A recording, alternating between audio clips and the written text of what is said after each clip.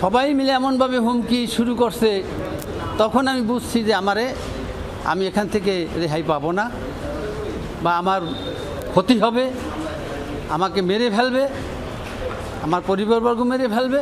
থানা উল্লা additional IG তখন সে বলে সাক্ষী দিতে বয়স কি না ওকে আমরা বুঝবো ট্রাইব্যুনালে, তোমার সাক্ষী দিলাম। সে অনেক ধরনের গালাগালি আমাকে ব্লাডি বাস্টার্ড করে গালাগালি করছে অনেক সময়, হুমকি দিয়া, অস্ত্র ধরাইয়া, পিস্তল ধরিয়া এই সময় নির্যাতন করে জীবননাশের হুমকি রেখে তার মাথায় পিস্তল ঠেকিয়ে তাকে বাধ্য করেছে সাইদি সাহেবের বিরুদ্ধে এই মামলাটি করতে।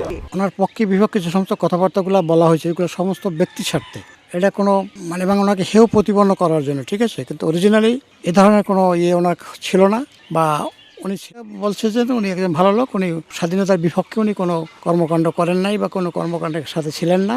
বঙ্গবন্ধু যেগুলো চাচ্ছিল বা তার যে ওয়াদা ছিল বা তার যে মুভমেন্টটা ছিল, সেটা শেখ হাসিনা সব কিছুই পালন করতে যায় না। কিছুই সত্য না যেগুলো মামলা দিচ্ছে। আওয়ামী লীগ সরকারের কেনা গোলাম, হ্যাঁ কেনা গোলামে হইলে কয় টাকার লোভে, স্বার্থের লোভে। আপনাদের কাছে সাইদি সাহেব কেমন?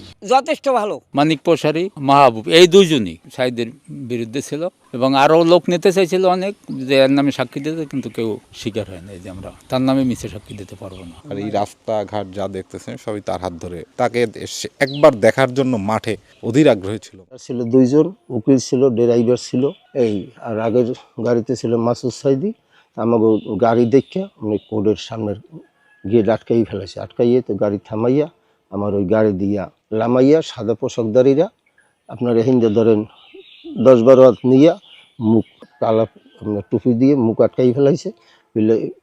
ফেলানোর পরে মুখ ট্রাক গাড়ি আছে না, ট্রাক পুলিশ চলে, ওই গাড়িতে উঠাইয়া আপনার কোথায় চালাই নিয়ে গেছে বলতে পারিনি।